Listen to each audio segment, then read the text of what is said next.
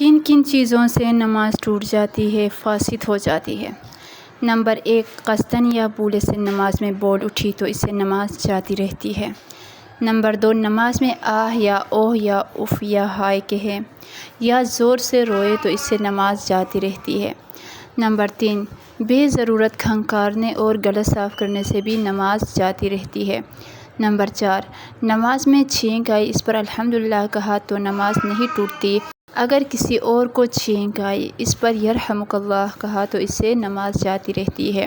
Number 5، قرآن شریف میں دیکھ دیکھ کر پڑھنے سے نماز جاتی رہتی ہے۔ نمبر 6، نماز میں اتنی مڑ گئی کہ سینہ قبلے کی طرف سے مڑ گیا تو اس سے نماز جاتی رہتی ہے۔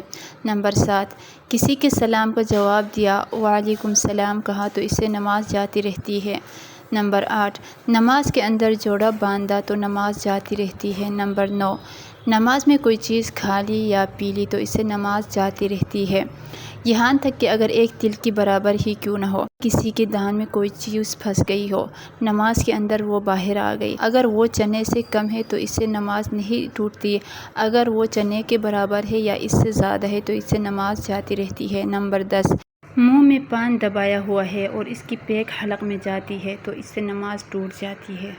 نمبر 11، کوئی میٹھی چیز کھائی پھر کلی کر کے نماز پڑھنے لگی لیکن منہ میں اس کا مزہ کچھ باقی ہے اور تھوک کے ساتھ حلق میں جاتا ہے تو اس سے نماز نہیں ٹوٹتی۔